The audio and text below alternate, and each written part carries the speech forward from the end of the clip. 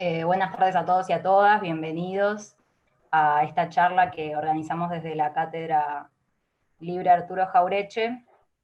Eh, bueno, obviamente en el día de la afirmación de los derechos argentinos sobre Malvinas, porque un poco el objetivo de la cátedra cuando la creamos era la de generar un espacio en el que pudiésemos ejercitar el pensamiento crítico y la reflexión acerca de lo nacional y de los desafíos que representa el globalismo para la soberanía de la Argentina, y bueno, esta charla se inscribe en esas ganas de intentar desarrollar pensamiento nacional, así como lo hacía Jaureche en su momento.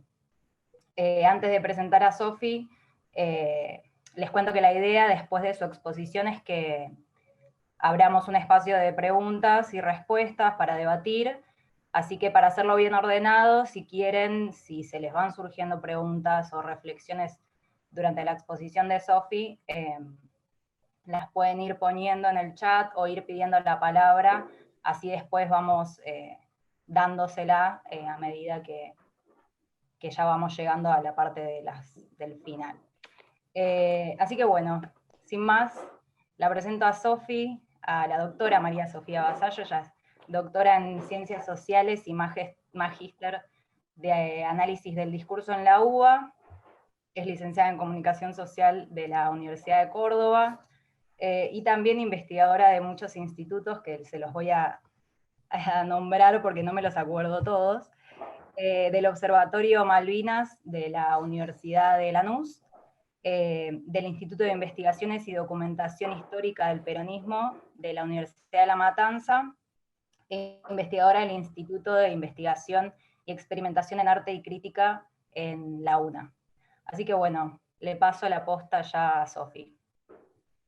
Bueno, yo les agradezco mucho. Yo recibí con alegría la invitación de Azul y los compañeros de la Vallese a participar de este encuentro con todos ustedes en este espacio tan prometedor y estimulante de la Cátedra Libre Arturo Jaureche en la UBA. Y justamente para compartir este día en que recordamos el nombramiento de nuestro primer gobernador, Luis Bernet, en las Islas Malvinas, fecha que desde el tercer gobierno de Juan Domingo Perón recordamos especialmente para reafirmar nuestros derechos soberanos sobre esos territorios y sobre la Antártida Argentina. Y justamente hoy vamos a charlar sobre una dimensión de la defensa actual de la soberanía en la que todos los aquí presentes tenemos un rol de combate central. Confío en que acá nadie se va a rasgar las vestiduras por la metáfora bélica.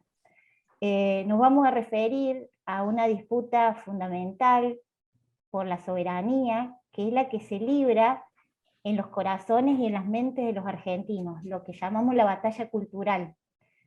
Me entusiasma, aunque solo sea virtualmente, volver a mis facultades. Yo cursé los posgrados en Filo y en Sociales. Hubiera sido mucho mejor juntarnos en un aula de Puan, de Santiago del Estero, de Marcelo T., y después irnos a tomar algo todos juntos, pero bueno, ya volveremos. Voy a empezar contándoles, ahora que se acerca el Día del Padre, que mi papá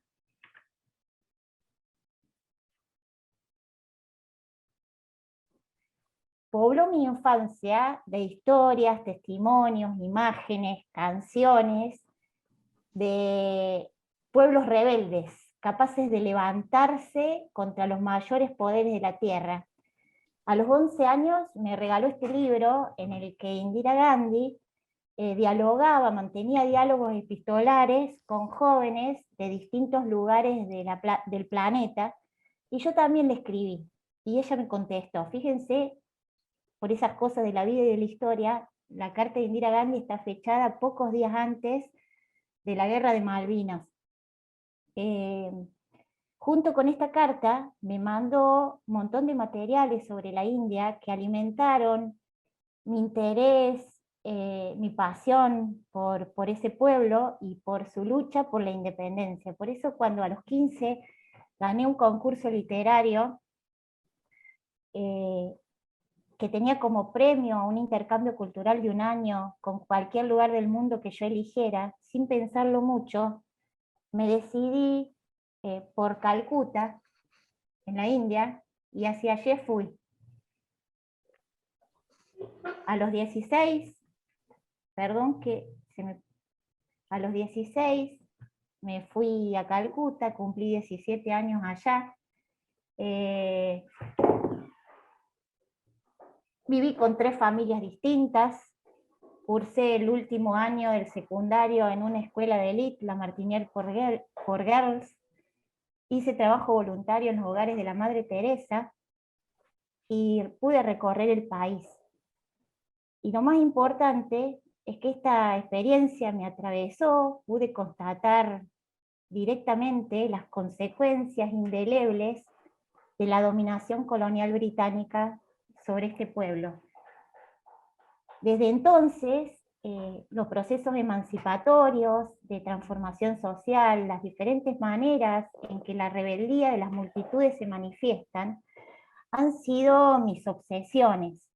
Desde hace 20 años que estudio el primer peronismo, desde hace 9 las posibles relaciones entre formación artística y compromiso social, y desde hace 6 la memoria popular de Malvinas. Todas estas líneas de estudio convergen en los proyectos que llevamos adelante en la actualidad en el Observatorio Malvinas de la Universidad Nacional de Lanús, bajo la conducción del veterano de guerra César Trejo, con quien me honra trabajar.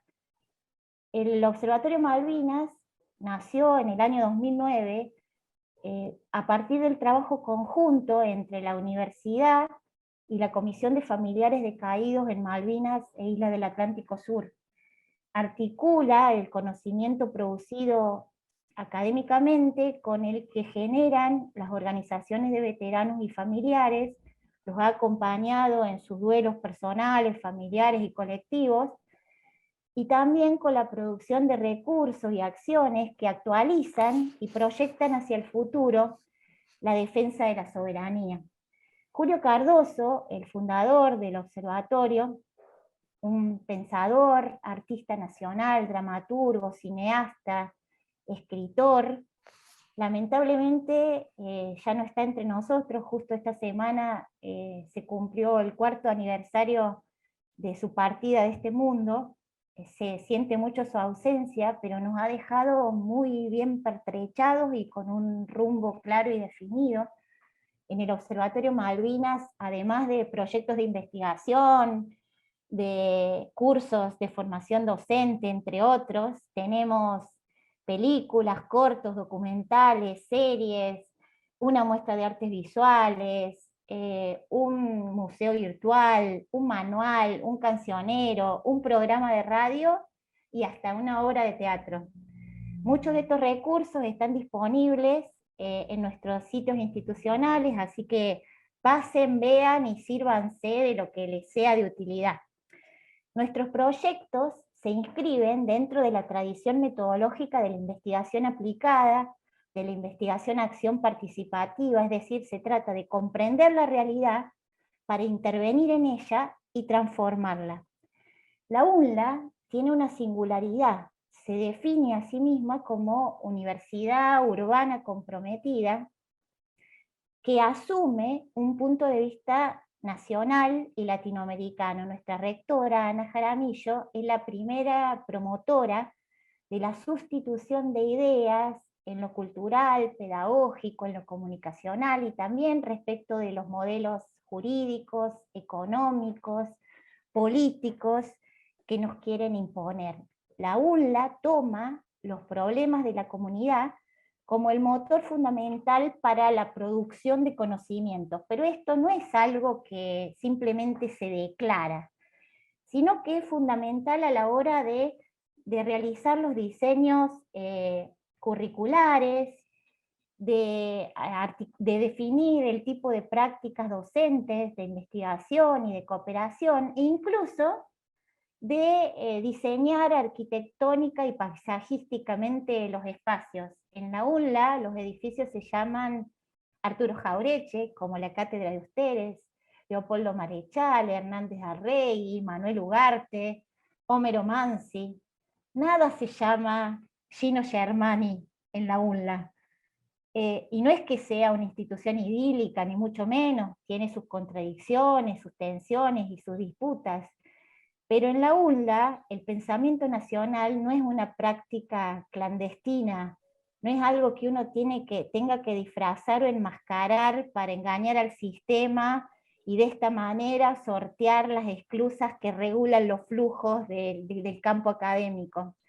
Para mí ha sido muy liberador trabajar en la UNLA porque me desafía permanentemente a ejercer el control epistemológico sobre mis propias prácticas como docente, como investigadora, también en los trabajos de intervención que hacemos con la comunidad.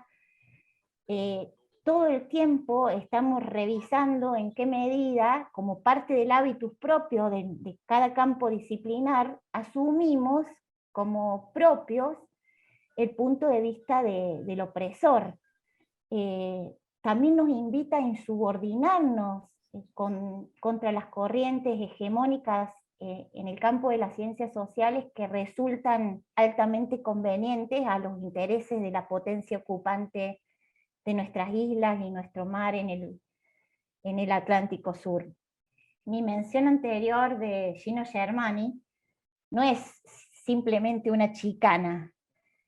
Su obra, gestada a partir de la refundación del campo intelectual nacional producida por el golpe de Estado de 1955 contra Juan Domingo Perón, ha sido fundamental en la constitución del peronismo como objeto de estudios académicos, y es una matriz interpretativa cuyos postulados, la manipulación de Perón a sus seguidores y la fe y la devoción ciega de multitudes anónimas y pasivas, orienta muchos de los estudios actuales sobre la Argentina y los argentinos. A pesar de que ha sido muy cuestionada, muy criticada, siguen vigente. El proceso de desperonización promovido por Gino Germani empieza con la persecución de los peronistas, con la destrucción de sus símbolos, de su obra, con la derogación de la Constitución del 49,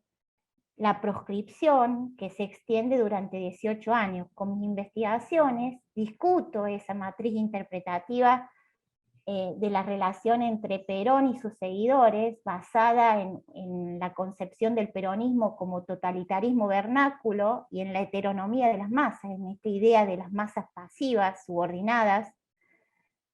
Entiendo que esto resulta un vicio de origen que obtura la comprensión de las múltiples formas en que la rebeldía popular en distintos momentos de la historia se expresa, se manifiesta, también durante la Guerra de Malvinas.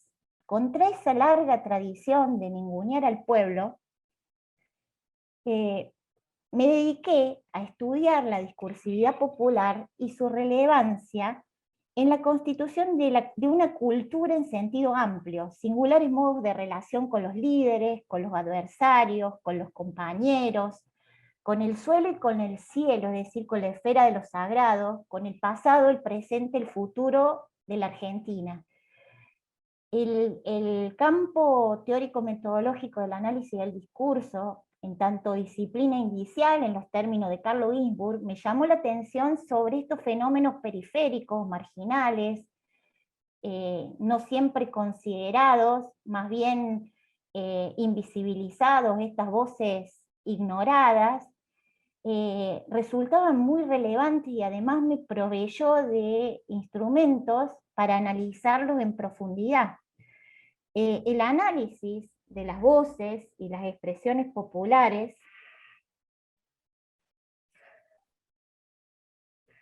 perdón que se me pone loco el mouse.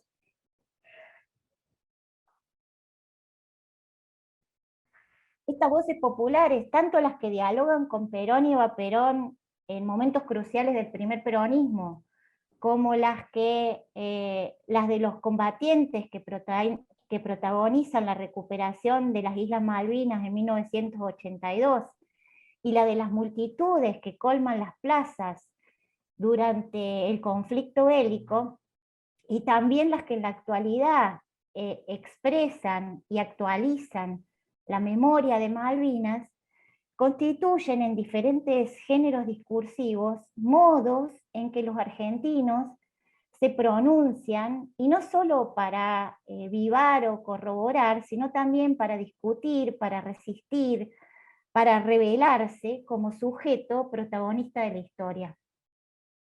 En el Observatorio Malvinas estamos convencidos de que la disputa por el poder sobre las cosas, los recursos naturales, los territorios, los grupos sociales, las naciones, está estrechamente articulada con la disputa por el sentido común, por la visión del mundo, que habilita, promueve o discute determinadas relaciones de dominación.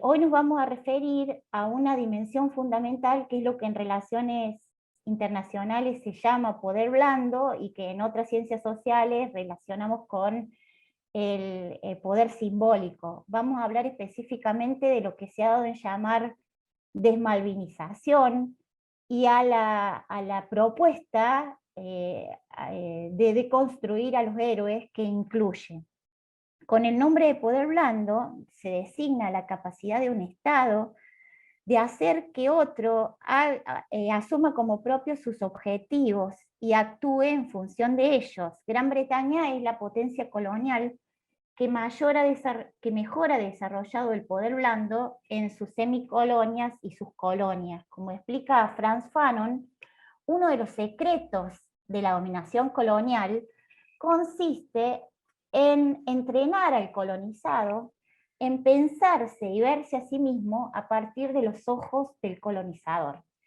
La recuperación de las Islas Malvinas de 1982, contra y a pesar de las mezquinas intenciones de la Junta Militar, actualiza la causa de la defensa de la soberanía que atraviesa nuestra historia nacional desde los orígenes, y la ruptura de la deferencia, es decir, de las relaciones de subordinación con Gran Bretaña y las grandes potencias. Por eso, al conocer la noticia de la recuperación, muchos de los soldados conscriptos que ya habían terminado su servicio militar se presentan voluntariamente en los cuarteles aún antes de haber recibido el telegrama que los convocaba.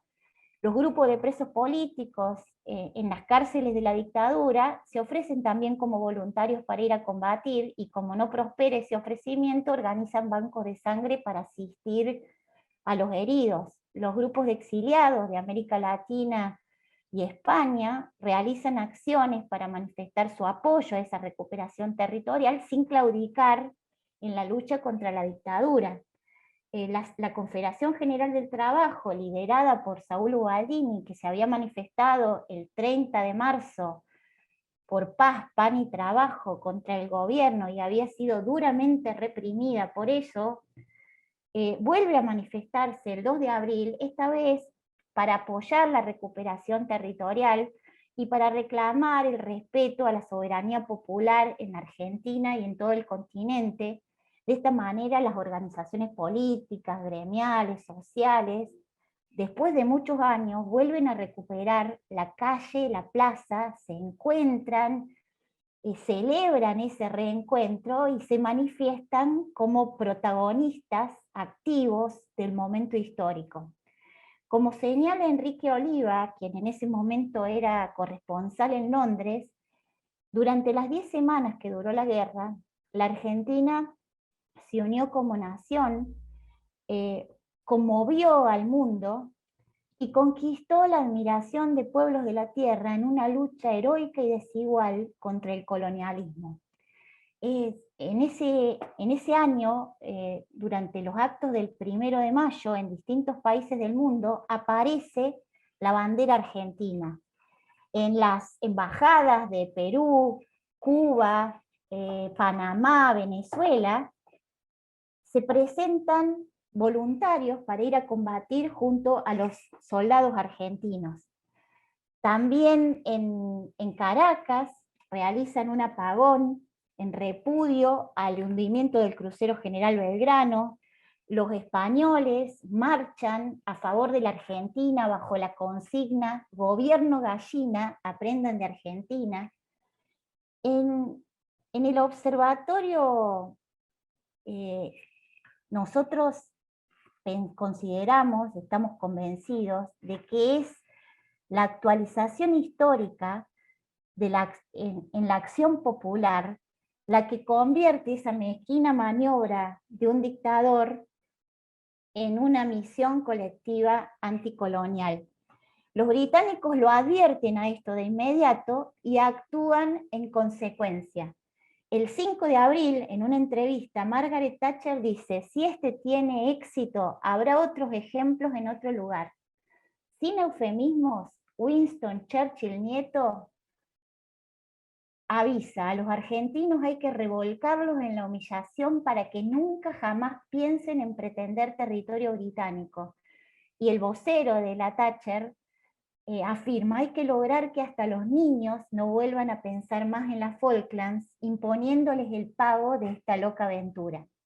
Margaret Thatcher presenta a Gran Bretaña y al mundo la respuesta bélica británica a la recuperación territorial argentina como una cruzada de la democracia británica contra la dictadura argentina, como una lucha, una guerra de liberación de los oprimidos que adhieren al nazismo argentino. Es decir, las Fuerzas Armadas británicas vienen al Atlántico Sur no solo a liberar al pueblo argentino de la dictadura, sino también a liberarlo de sí mismo. Y en esta supuesta cruzada por la democracia, Gran Bretaña se vale de los servicios del dictador chileno Augusto Pinochet, a quien Thatcher le agradecerá los servicios prestados años después.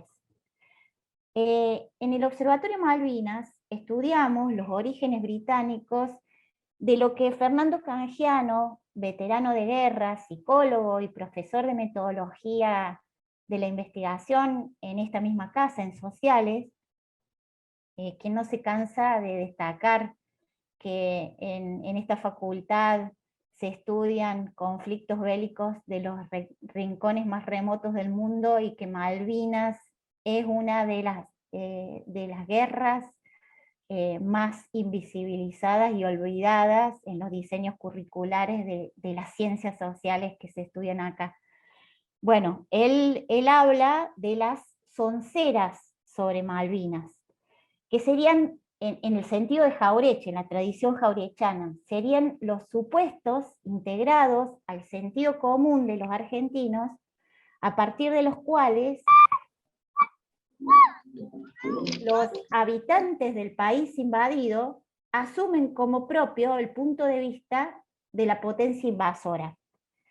La primera cuestión es la definición de la guerra como aventura absurda y criminal, desvinculándola de los casi 2 siglos de luchas emancipatorias, en el marco de lo que Julio Cardoso llama el punto de vista del loco. Esto es esta idea, repetida hasta el cansancio, de que el país fue arrastrado a una guerra absurda y criminal por la locura de un general borracho con el único objetivo de perpetuarse en el poder. Desde esta perspectiva, no son relevantes todas las estrategias desplegadas por los actores internacionales para hacerse del control del Atlántico Sur y sus recursos, ni tampoco todos los esfuerzos argentinos por defender nuestros derechos sobre sus territorios. Acá la figura central es la del inocente inmolado por el dictador, los chicos de la guerra, una generación de antihéroes cuyo destino es el suicidio o el matadero, diezmada, aislada, resentida, a la que solo le queda el relato repetitivo de sus propios padecimientos. Rosana Buber, quien desde el campo de la antropología más ha trabajado por legitimar los estudios sobre Malvinas dentro del sistema científico nacional, sostiene que esta victimización fija a los combatientes en la minoría de edad, los despoja de su protagonismo y aparecen configurados siempre como objetos de la voluntad y la decisión de otros. Y esto también conlleva el desplazamiento de la identificación del adversario. El adversario ya no es el enemigo británico, sino los oficiales argentinos, que a su vez encubre también la invisibilización de los crímenes de guerra británicos. Y la soncera final con la que cierra esta matriz interpretativa es la que sostiene que fue nuestra derrota en Malvinas la que hizo posible la recuperación democrática en nuestro país.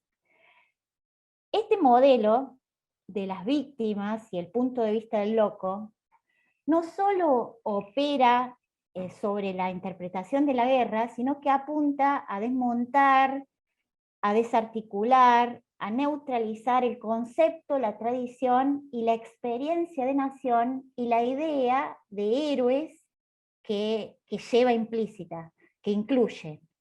Hay que desactivar las pasiones, los pensamientos, las acciones en torno a la causa Malvinas, despojar la guerra de su dimensión épica y heroica para neutralizarla, desactivarla como factor de movilización popular. Nosotros entendemos que la desperonización y la desmalvinización son dos procesos consecutivos y complementarios que apuntan a desarticular los cambios desencadenados en dos momentos históricos en los que la voluntad popular se manifiesta con particular potencia, capaz de torcer los designios de los gobernantes de turno, el 17 de octubre de 1945 y la recuperación de Malvinas durante 1982.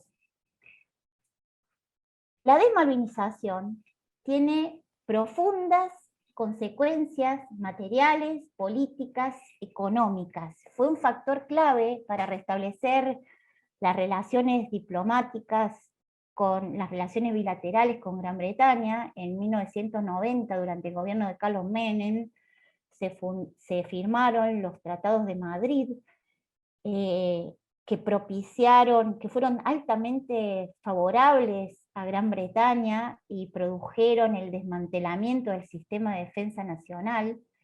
Y en el 2016, los vicecancilleres argentino y británico dieron a conocer un comunicado conjunto que se conoce como el Pacto Forador y Duncan, en el que el gobierno argentino se compromete a facilitar a Gran Bretaña asistencia para la pesca, los hidrocarburos y el refuerzo de las comunicaciones aéreas. Esta perspectiva británica sobre la que se funda el proceso de desmalvinización tiene muy firmes y eficaces difusores argentinos. León Rosichner, por ejemplo, en la inmediata posguerra, sostiene la imposibilidad de pensar la guerra de Malvinas como guerra justa y popular librada por un gobierno injusto y antipopular.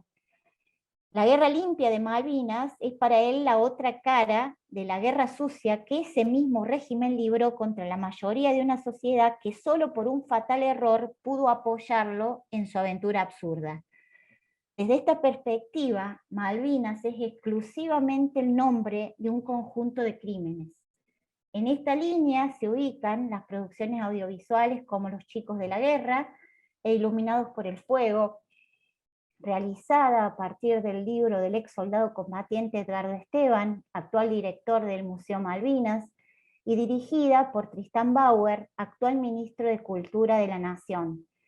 En Iluminados por el fuego, la guerra está contada a partir de la historia de 3 soldados que no saben por qué pelean, que fueron llevados a la fuerza. El único adversario representado acá son los oficiales argentinos. Los británicos aparecen sin rostro, como una fuerza todopoderosa, frente a la cual los argentinos solo pueden manifestar sus miserias, su impotencia y su miedo. Es decir, se representa la autodenigración y la impotencia nacional frente al poder colonial. Se concentra en los horrores del campo de batalla, en el dolor y la muerte que toda guerra produce, y se pronuncia por la paz, pero por una paz abstracta, desvinculada de la justicia sobre la que se construye toda paz verdadera.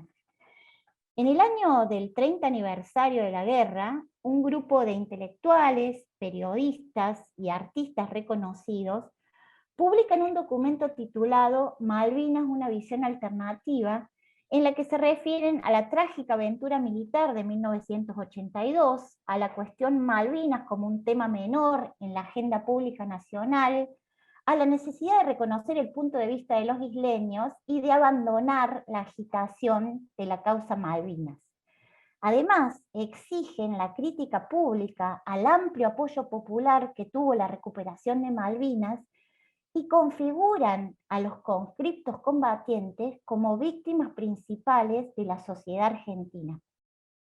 Firman este documento Emilio de Ípola, Fernando Iglesias, Santiago Kovadlov, Jorge Lanata, Vicente Palermo, Luis Alberto Romero, Beatriz Sarlo, Juan José Sebrelli, entre otros, varios profesores de esta casa. Esta perspectiva es cultivada por intelectuales y artistas reconocidas que interpretan la amplia adhesión popular a la causa de la defensa de la soberanía argentina sobre Malvinas, la tradicional rebeldía nativa contra los poderes del mundo, como producto de la acción de la dictadura sobre la cultura nacional que pervive y que hay que desarticular. En esta línea se ubica el proyecto escultórico Dos Rosas por la Paz, de Juan Carlos Pallarols, y la obra teatral Campo Minado, realizada por veteranos argentinos y británicos de la guerra de 1982, dirigida por Lola Arias. Olvidan que la cuestión Malvinas no empieza con Galtieri y con la dictadura, desconocen su carácter originario de una tradición histórica y los potentes e insoslayables antecedentes de las políticas del primer peronismo respecto de Malvinas y la Antártida. Para ellos parten de la negación del pueblo como protagonista, como sujeto de la historia. Para ellos el pueblo siempre es objeto de la voluntad y de la acción de otros. También Federico Lorenz, historiador y director del Museo Malvinas durante el gobierno de Macri, sostiene la necesidad de desnaturalizar la consigna "las Malvinas son argentinas", de reconocer el punto de vista de los isleños y de desmontar la identidad nacional. Es decir, para Federico Lorenz, como para algunos otros, el único punto de vista inaceptable sería el punto de vista nacional. Estos son solo algunos de los ejemplos, seguramente a ustedes en este momento se les están ocurriendo muchos otros. La idea es mostrar que la desmalvinización no es privativa de un partido o de un gobierno, sino que es transversal, permea la academia, la dirigencia actual de la Argentina, lo que algunos llaman la casta. Por eso, en la disputa actual por la memoria de Malvinas, hay quienes, en el marco de ciertas luchas feministas actuales, proponen la deconstrucción de los estereotipos del héroe. Paradójicamente, no se trata acá de visibilizar la acción de las mujeres en la recuperación de las Malvinas, sino de una operación general de poner en duda, de cuestionar, de neutralizar las acciones extraordinarias de muchos combatientes argentinos y de la acción colectiva protagonizada por hombres y mujeres.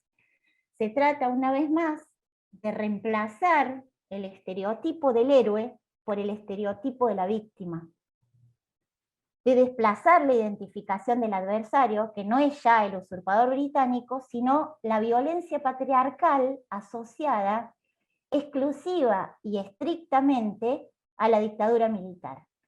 Fomentar el antimilitarismo, como veíamos recién, es necesario para promover el vaciamiento de las políticas de defensa y para la continuidad colonial. Argumentan que los atributos que configuran a los héroes de Malvinas son los propios de una masculinidad heteropatriarcal, la fuerza física, el coraje, la valentía. Esa masculinidad hegemónica que denuncian niega la sensibilidad y la dimensión afectiva.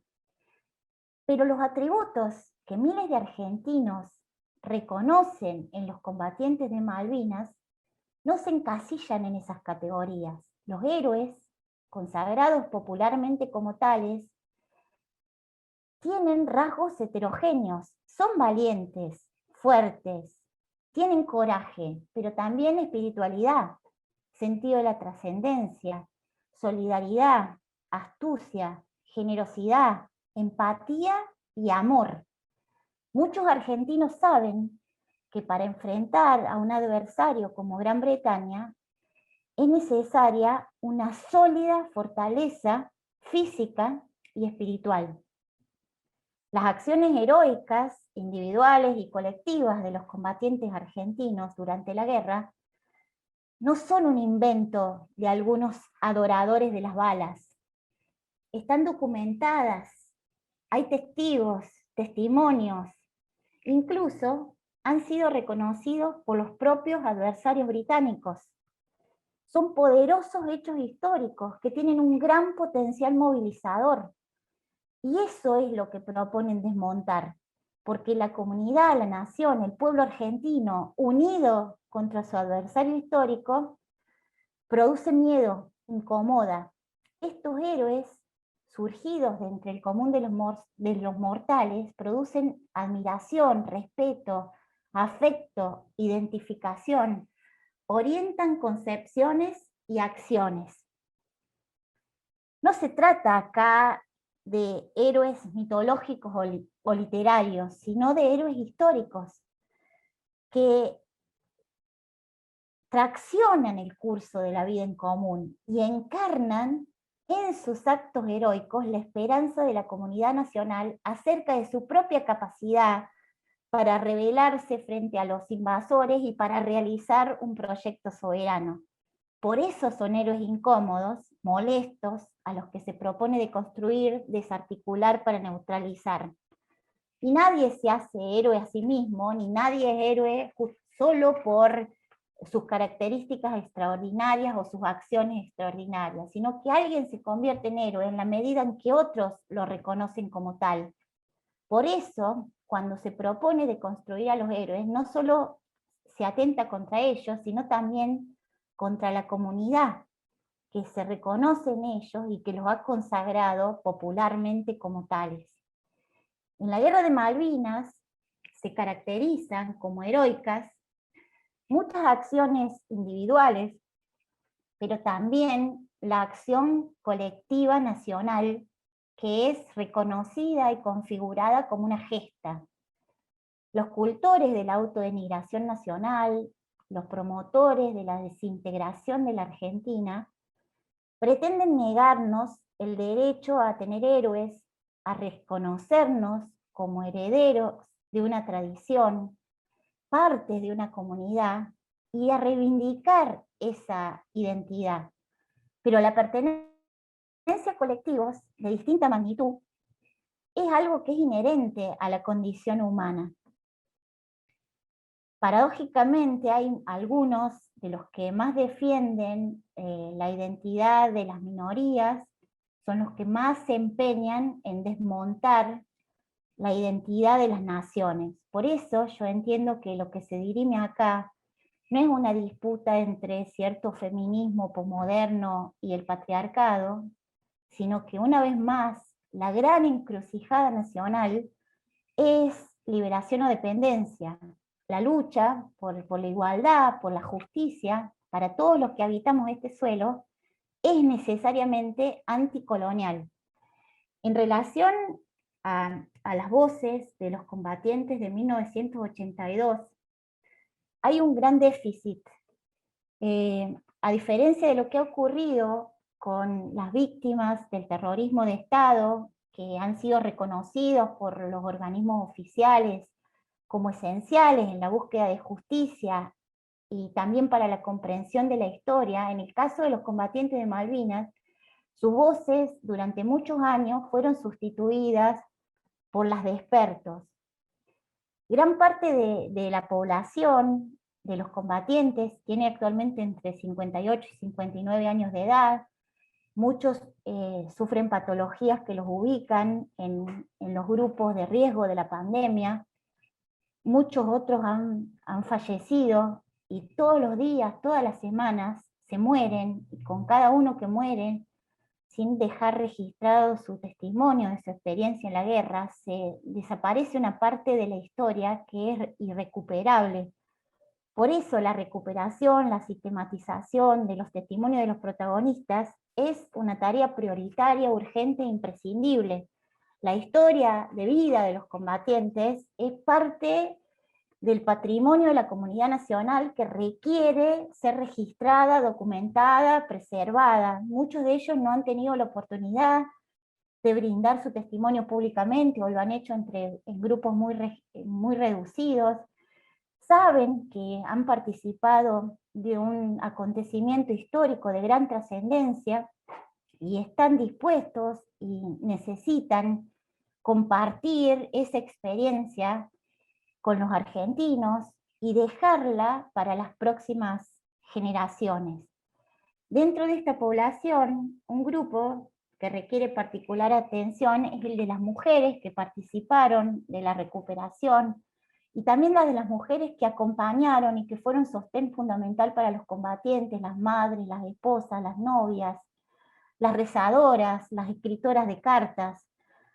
Todas ellas que durante la posguerra fueron particularmente invisibilizadas. Perpetuar sus memorias es, por un lado, un aporte a reparar los años de indiferencia, de aislamiento, de humillación, y por otro, al mismo tiempo, un instrumento fundamental para el abordaje interdisciplinario y multidimensional de la guerra, la posguerra y la defensa actual de la soberanía.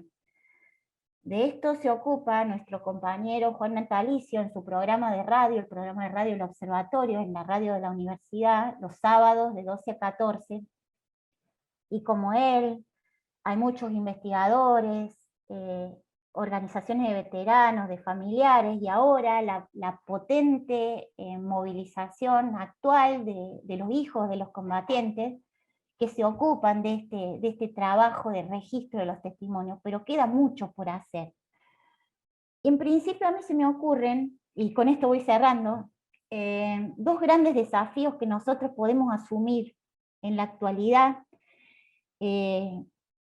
y que pueden producir aportes sustanciales a la batalla cultural actual por la soberanía. El primero tiene que ver con reponer el mapa bicontinental, que es el mapa oficial actual, en nuestras aulas y en todos lados. Nuestro compañero, el geógrafo del Observatorio Malvinas, Ernesto Dufour, nos llama permanentemente la atención sobre esto. El mapa bicontinental opera fuertemente sobre nuestra conciencia marítima. Ustedes fíjense, el mapa clásico, el centro, el que organiza la mirada, está ubicado en la provincia de Buenos Aires y en la zona pampeana. La Antártida está representada a otra escala y aparece como un cuerpo externo, yuxtapuesto, ajeno. Este es el mapa producido desde la perspectiva de las élites portuarias que conciben a la Argentina exclusivamente como un país agroexportador. Fíjense que en el otro mapa, en el mapa bicontinental, la provincia, el corazón de la Argentina, es la provincia de Tierra del Fuego. Las islas operan como una especie de bisagra entre los dos continentes, el continente americano y el continente antártico. Y todo está representado a la misma escala: las masas continentales, los espacios insulares, el espacio oceánico, y esto permite a un golpe de vista comprender el lugar estratégico de Malvinas y la relevancia que tiene su ocupación colonial. Este mapa bicontinental es la representación de la Argentina como país marítimo y antártico, y no solo como agrícola ganadero. La incorporación del mapa en todos lados no es una cuestión menor, porque determina el modo en que nosotros los argentinos concebimos nuestra casa común, la de los argentinos, y la relevancia que tiene ahí la presencia británica. nosotros entendemos que la guerra no es el camino, pero la solución de la situación injusta, de la usurpación extranjera y de la expoliación de nuestros recursos naturales, está directamente ligada a la solución de una parte muy importante de nuestros problemas nacionales actuales. Esto por un lado. Y por otro lado, el otro gran desafío es desnaturalizar la concepción de la guerra como continuidad del genocidio de Estado. En mis clases de metodología de la investigación, en crítica de artes de la UNA, suelo retomar las reflexiones que hace Rosana Huber sobre sus propias diferencias profundas, antagónicas con Federico Lorenz, a partir del modo en que cada uno formula su problema de investigación. Mientras que para Huber el problema es cómo fue y qué fue la guerra de Malvinas para sus protagonistas directos, Lorenz se pregunta cómo fue y qué fue la dictadura, el autodenominado proceso de reorganización nacional y la guerra de Malvinas como uno de sus más salientes episodios. Nosotros, los que trabajamos, enseñamos, investigamos, estudiamos en las universidades nacionales, no tenemos que olvidarnos en ningún instante que podemos seguir haciéndolo, aún en estos momentos de crisis extrema que vivimos, gracias al esfuerzo de todos y cada uno de nuestros compatriotas, incluso de aquellos que ni siquiera pueden soñar con venir a la universidad. Por todos ellos, hoy más que nunca, tenemos que ser valientes para insubordinarnos contra el pensamiento dominante que obtura la crítica y cancela la disidencia.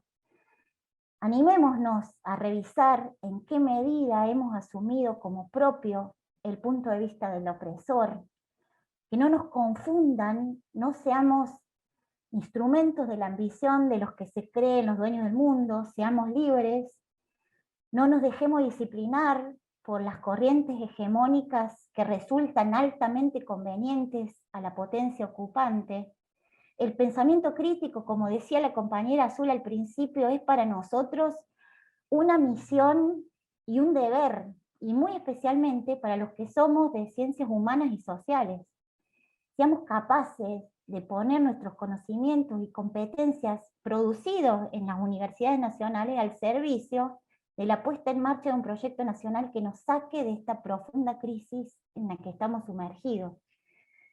Mal que les pese a algunos, Argentina tiene héroes, muchos caminan entre nosotros, pero otros yacen en el suelo malvinero y en el mar, y allí ejercen soberanía con sus cuerpos y con su sangre.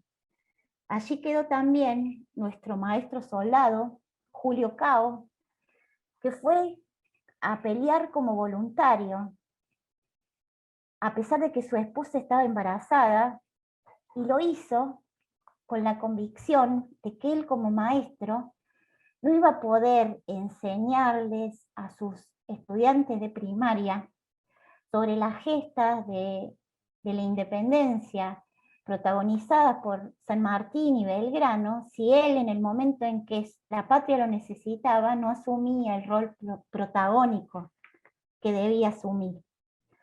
Julio Cao y los demás combatientes que lo dieron todo nos interpelan a cada uno de nosotros, los que hoy estamos acá, a que asumamos con compromiso y con coraje el rol de combate que a cada uno nos corresponde en esta batalla cultural actual por la soberanía frente a los inmensos desafíos de este presente aciago que vivimos. Muchas gracias, compañeros. Ahora quiero que charlemos. Bueno, buenas tardes. Mi nombre es Ricardo Pereira. Soy ex soldado combatiente. En primer lugar, quiero agradecer el espacio de la Cátedra Libre Arturo Jaureche, a Sofía por permitirme también participar. ¿Por qué estas cuestiones son necesarias, estos espacios son necesarios? Hace algunos años ya, al poco tiempo de haber vuelto de Malvinas, yo tuve la oportunidad de terminar mi secundario y después cruzar un par de instancias educativas, terciarias y universitarias. Y en una de ellas me apropié de un concepto que es de una subjetividad que se construye. Y es bastante complejo desandar este camino, pero a la vez es muy sencillo, porque esto tiene que ver con que esta falta de identidad que a veces no se puede explicar, tiene que ver con una estrategia del enemigo. Esta estrategia que cala muy hondo y muy silenciosamente construye nuestra subjetividad y nos hace creer lo que no somos y hasta nos hace dudar lo que verdaderamente somos. Esto se manifiesta en todos los ámbitos, en los académicos, en los históricos, en los políticos, y lo vivimos cotidianamente. Pero afortunadamente la vida nos ha permitido a lo largo de todos estos años poder contrastar esto en el campo. En el campo me refiero en el campo de lo cotidiano, ¿no? En el trabajo. En mi caso yo estoy jubilado, pero laburé más de 35 años en una empresa de servicios. Paralelamente a esto tuve un desempeño también como docente y lo veía con los alumnos cuando a mí me tocaba por ahí dar una clase y ellos ni sabían que uno era veterano y en algún momento surgía el tema de Malvinas y es como que a veces le costaba, es decir, esta imagen que era unir ambos roles, ¿no? Esto es decir, la imagen que tenían del veterano, que era lo que normalmente se veía con alguien que podía estar dando una clase de alguna que otra materia. Durante muchos años, con otro compañero, hicimos una tarea silenciosa de ir por las escuelas, más de 37 años, por las escuelas dando charlas.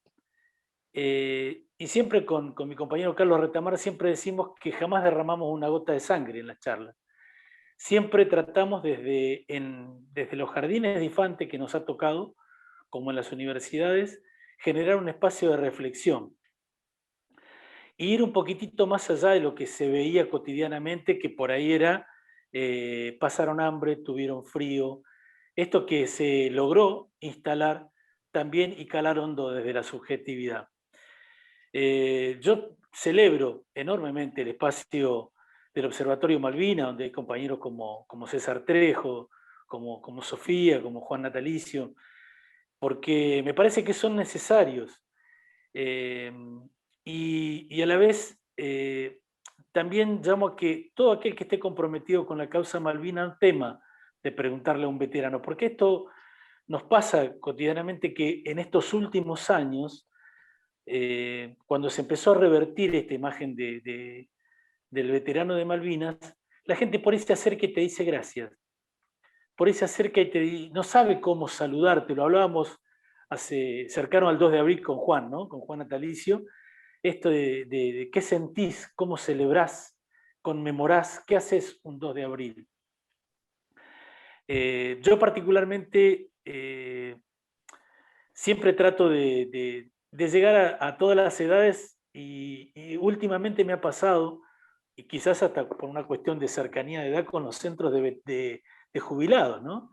Los jubilados tienen una cuestión muy particular, que es la que como ellos vivieron Malvinas, siendo más grandes en edad que nosotros, tienen esta cuestión de responsabilidad de decir qué podía haber hecho yo en esa época, cuando después se empieza a repensar el tema de Malvinas, ¿no? Y es muy aliviador para ellos el hecho de poder hablar y decirle, bueno, ustedes hicieron lo que nosotros hicimos, lo que pudimos. Yo trato de mantener esto como una nueva trinchera, revivir este espacio como este espacio nuevo de combates de la paz, porque lejos de ser belicista, lo que yo trato de todos los días es de recordar a Malvinas, porque está grabado en nuestras células y va a quedar hasta el último día de nuestro paso por este plano. Así que a mí no me queda más que agradecer este espacio y celebrar compromisos como los de Victoria, como docente frente a sus alumnos, porque esto es lo que necesitamos. Parece muy complejo, y de hecho lo es, pero a la vez no es tan complejo hablar de la historia. Y yo siempre lo digo, y no me voy a cansar de decirlo, bueno, mientras estemos en este plano, aprovéchenos, no teman de hablar con los veteranos, porque, bueno, formamos parte de esta historia viva. Así que, bueno, muchísimas gracias. Ricardo, ¿te puedo pedir un poquito que cuentes dónde peleaste, cuál era tu participación durante la guerra, si le contás a los muchachos acá? Sí, cómo no. Bueno, yo soy ex soldado combatiente del Grupo Artilleriero Transportado 4, con asiento en Córdoba, La Calera. Yo fui incorporado el 2 de febrero del año 82 al servicio militar obligatorio, del cual obviamente estoy orgulloso. En el momento que se desarrolla el conflicto de Malvinas, el 2 de abril, recuerdo que por aquel entonces teniente coronel Quevedo nos habló en un tono absolutamente distinto al que nos venía hablando en la formación, y nos dijo que por las características del regimiento nuestro era muy probable que nos llamen a combatir a Malvinas. A partir de ahí, del 2 de abril, se aceleró un poco nuestra instrucción porque éramos soldados nuevos, y lo que se hizo fue estar pendientes de que en cualquier momento nos llamasen. Nosotros éramos artilleros y paracaidistas. Estábamos en plena preparación, terminando la instrucción, y allá por el 22 de abril nos avisan, el 21 de abril nos avisan que por las características del regimiento teníamos que formar parte de la 4ª Brigada Aerotransportada que iba a viajar a Malvinas. Perdón, Es así Ricardo, ¿y como... vos ya habías hecho tu primer salto? No, Todavía? todavía no. Todavía no habíamos llegado a eso. No, no. La clase 63 no pudo saltar, porque no, fue lo que nos faltó, estábamos ahí. Éramos expertos saltadores del Bombi, que está ahí en la Calera. Y bueno, allí el teniente coronel nos vuelve a reunir en el playón, y yo recuerdo ese día como si fuese hoy. Nos comenta que, bueno, que íbamos a la guerra, que cualquiera de los veteranos cualquiera de los soldados que no se sintiese con la fortaleza se retirara de la fila, sin antes nos mandó a un costado a todos aquellos que no habíamos estado convocados en el rol de combate a que formáramos otra fila. Yo recuerdo que fui el tercero en llegar a esa fila, y 3 compañeros nuestros salieron de la fila, a los que jamás se los juzgó por esa decisión que hayan tomado, así que fuimos 3 los que pudimos integrarnos al rol de combate. Con lo cual queda muy en claro que nosotros fuimos voluntarios a combatir a Malvinas en este servicio militar obligatorio, pero nuestra partida a Malvinas, a diferencia de otros veteranos, fue voluntario. Así fue que el 23 de abril, en muy poquito tiempo, nos encontramos en Malvinas, en las cercanías de Sapperhill. El grupo de artillería se dividió en varios lugares. Algunos compañeros míos combatieron en lo que fue Darwin, otros en Sapperhill, y otros, como en mi caso, muy cercanos a lo que fue el puerto argentino. Y bueno, nuestro regimiento formó parte del último combate. Combatimos a casi 700, 800 metros de fuego directo. Ya inclusive nos enteramos después que había cesado el fuego. De hecho, el último Tomelara, la última pieza de artillería, era de la batería C, a la cual yo pertenecí. Yo no formé parte de esa batería porque fui parte de la anteúltima pieza que quedó tirando contra los ingleses. Y bueno, esa es un poco la experiencia, ¿no? Y fue la experiencia de la batalla de Malvinas. Después vino la posguerra, que fue quizás más cruenta que lo que fue el paso por Malvinas, en la que, bueno, lamentablemente perdimos muchísimos compañeros en la posguerra. Yo hace poquito comentaba en el chat que lo que va del año ya son más de 160 veteranos los que fallecieron, por diferentes motivos, ¿no? Pero bueno, siempre renuevo esta esperanza de que hasta el último día que me toque estar en este plano, y desde la trinchera de la paz, seguir aportando a la causa de Malvinas, ¿no? Gracias, Ricardo, como siempre, muchas gracias. Gracias. El agradecido soy yo, y bueno, si está Juan, por ahí nos queda pendiente este trabajo que tenemos que realizar, es de esta pregunta de cómo se vive el 2 de abril a los veteranos.